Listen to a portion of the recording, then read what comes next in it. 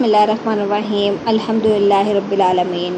پیارے بھائیوں اور بہنوں، آج ہم ایک نہایت خاص اور مجرب عمل بیان کرنے جا رہے ہیں جو 12 ربیع الاول کے بابرکت دنوں سے جڑا ہوا ہے۔ یہ وہ دن ہے جس میں دنیا کے سب سے بڑے محسن حضرت محمد مصطفیٰ صلی اللہ علیہ وآلہ وسلم اس دنیا میں تشریف لائے۔ یہ مہینہ برکتوں، رحمتوں اور نور کا مہینہ ہے۔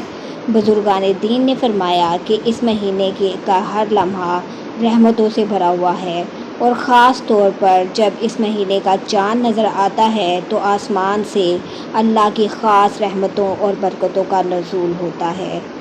آج کوئی مسلمان اخلاص نیت کے ساتھ اس وقت ایک چھوٹا سا وظیفہ کر لے تو انشاءاللہ اس کے تمام جائز مقاصد پورے ہوتے ہیں اور دعائیں قبول ہوتی ہیں۔ اس وظیفے کا طریقہ نہایت آسان ہے۔ جب 12 ربیع الاول کا چاند نظر آنے سے پہلے شام کے وقت آسمان کی طرف نگاہ کریں اور سورۃ الاخلاص 11 مرتبہ بسم اللہ کے ساتھ پڑھیں، پھر درود پاک 11 بار پڑھیں، اللہ تعالیٰ سے اپنی حاجت اور مقاصد کی دعا مانگیں۔ انشاءاللہ یہ عمل دل کے سکون، رزق کی وسعت، بیماریوں سے شفا اور ہر جائز مقصد کی تکمیل کا ذریعہ بنے گا۔ بزرگان دین فرماتے ہیں کہ 12 ربیع الاول کے چاند کے وقت کی دعا اللہ کے خاص خزانے میں محفوظ ہوتی ہے اور جلد قبولیت پاتی ہے، اس لیے اس وقت غفلت نہ کریں بلکہ اس خاص وظیفے کو ضرور کریں۔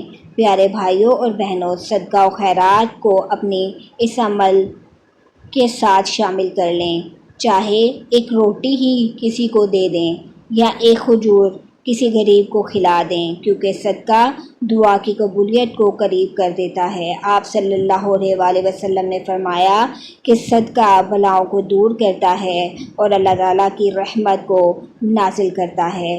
اس وظیفے کے دوران یہ نیت رکھیں کہ یا اللہ، اس چاند کے وسیلے سے جو تیرے محبوب صلی اللہ علیہ وآلہ وسلم کی آمد کا اعلان ہے، میری جائز حاجات پوری فرما، میرے دل کی دعاؤں کو قبول فرما اور میرے گھر کو برکتوں سے بھر دے۔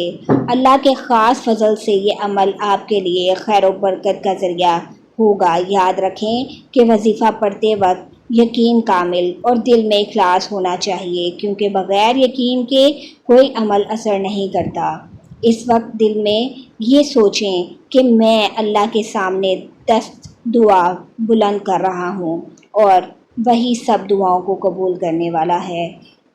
اس عمل کو مرد اور عورت دونوں کر سکتے ہیں، اور اگر ممکن ہو تو بچوں کو بھی اس وقت دعا کے لیے شامل کریں تاکہ ان کی معصوم دعائیں بھی شامل ہو جائیں اور گھر والوں پر رحمت نازل ہو۔ آخر میں ہم دعا کرتے ہیں کہ اللہ تعالیٰ ہمیں اس خاص موقع کی قدر کرنے کی توفیق دے، ہماری دعاؤں کو قبول فرمائے اور ہمارے گھروں کو ہمیشہ ایمان اور سکون کا گہوارہ بنائے۔ آمین یا رب العالمین۔